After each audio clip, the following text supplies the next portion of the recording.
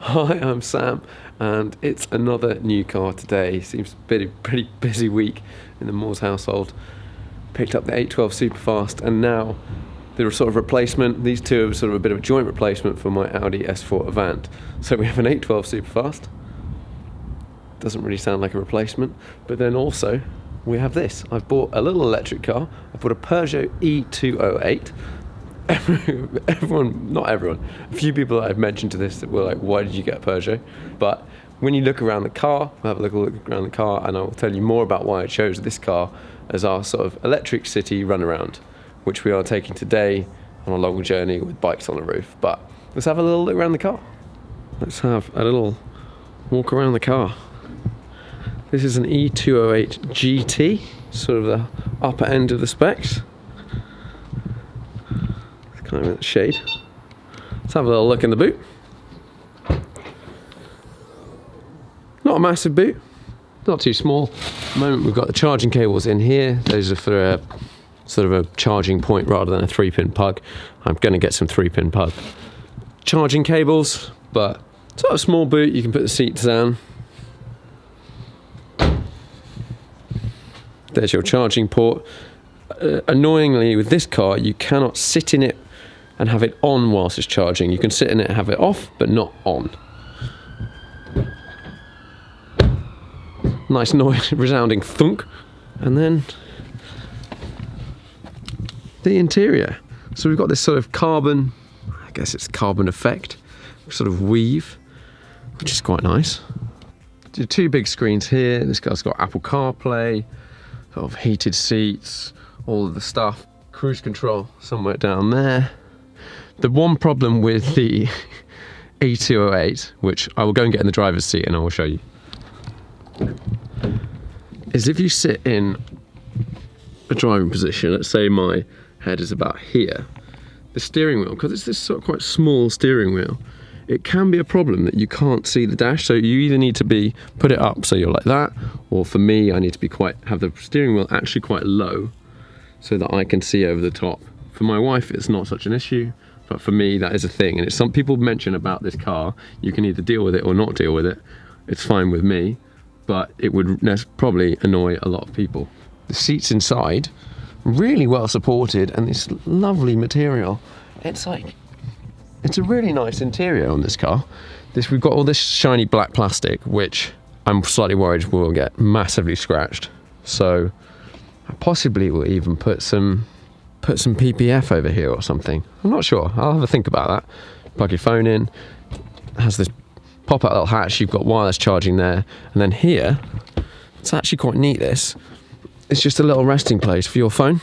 And it sits there like that, which works really well. I don't know why more cars don't have that. Most cars nowadays don't really have somewhere where you can rest your phone. You either end up putting it in here or chucking it in there. Oh, we've got quite a big, deep box down there. But yeah, quite nice just to be able to have your phone like that.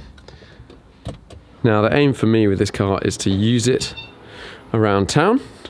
It's got automatic locking and keyless entry, which is not something I would particularly spec out of choice.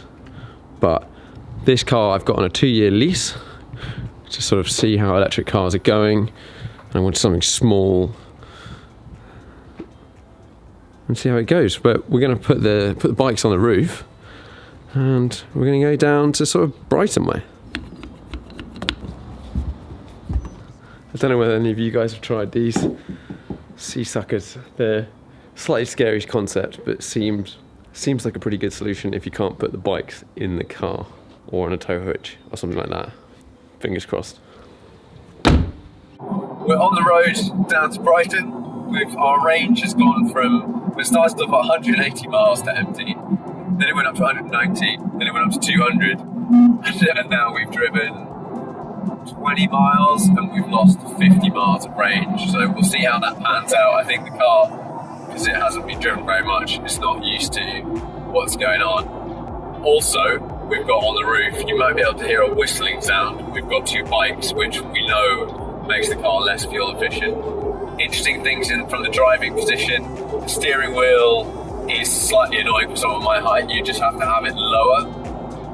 I've now had it lower and I'm sort of getting used to it, but behind the steering wheel is the cruise control, which you can't actually see from the driving position, which is slightly weird, but once you've worked out how the buttons work, you can get used to that. This was from listening to a Petrol Ped's podcast talking about having bikes on the roof, and they suggested having a post-it note basically stuck on your windscreen or somewhere very visible that just says bikes on roof, because that is my biggest fear of driving around with bikes like this, is going through some kind of low thing and just 2 bikes gone. So hopefully I never have to deal with that, but this is a good little workaround. Essentially a bit more driving, see how it goes, and then at some point we'll have to charge, but decent amount of range left. Just stopped at a little petrol station, check the bikes are still on the roof, give these a little pump. All good, off we go again. Okay, well we've just got to our first charger. I've never used these before. I believe I can just pay with my phone. Let's try. Processing. Choose your energy. Plug the cable in.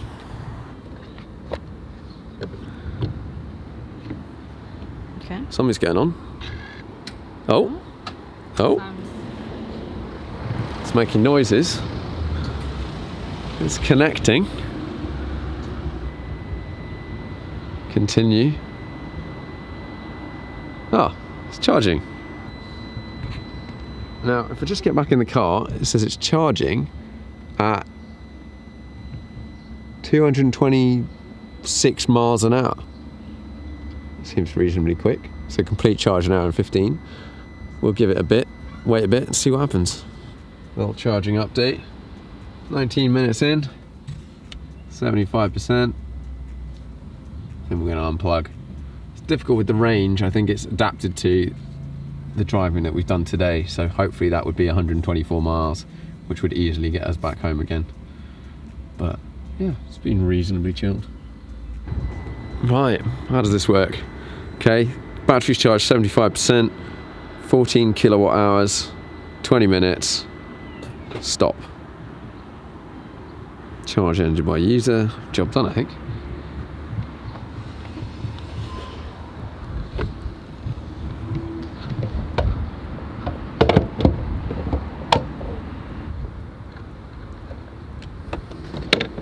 We're in the car on the way back to London. Had a great couple of days away, but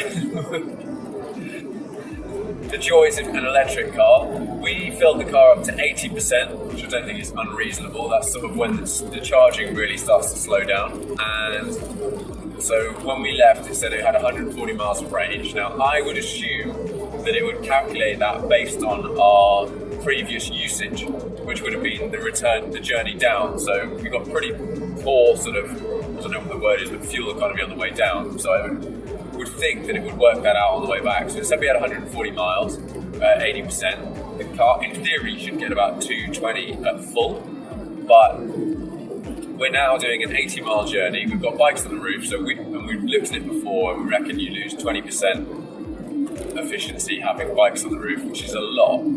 And then we've started off with, in theory, 120 miles to do 80, and we're now down to 53 miles range to do 45 miles. So this is, funnily enough, first long journey in a small-ish electric car that should easily be able to do the distance. And we're starting to get range anxiety. Not really something you want, and we're driving like bang on 70. So we'll see. I'm hoping we don't have to stop. It's absolutely not what we want to do. We didn't go that far. But yeah, it's slightly worrying when your range is equaling your distance in an electric car, because charging is not as simple as filling up. But we'll see how we get on. We've now got back into a safe place again. We've got 21 miles of range and 11 miles to go.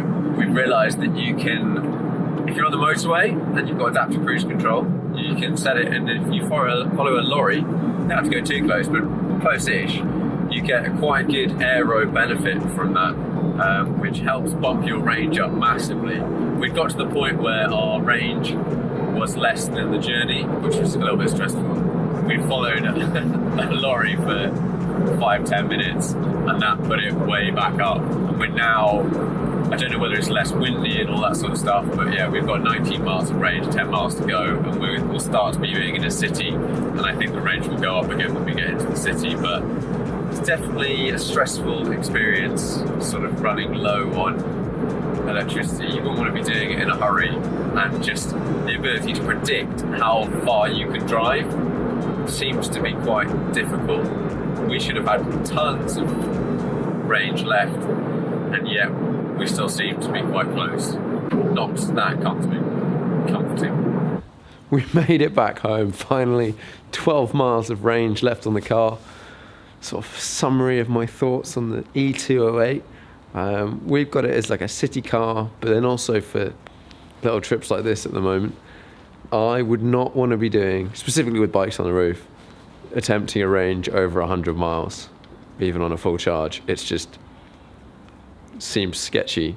Seems, unless you've got a significant chunk of your journey in a town or around towns and stuff like that, if you're going 70, you just don't get the range. But what other things? Steering wheel, it's weird. Like, it's weird. It's in this really weird position. It's fine when you get used to it, but it's just really awkward. Also, when I have my seat in my driving position, if I look right, the B pillar is like right next to my head, so I've got to lean forward to be able to see right. But other than that, we had a good trip. The car's lovely inside. Touchscreen works great, all of that stuff. Sound system's good, adaptive cruise control. All of the things that make it a great sort of little city car are still good. Good turning circle and all that. Sort of wrap up that trip, really. First trip in the e208. There'll be more. I think a lot more in town. Maybe some longer ones, but it's difficult. I need to work out the range and when you would charge and stuff like that. But, oh yeah, and the other new addition is just over there. See you in the next video.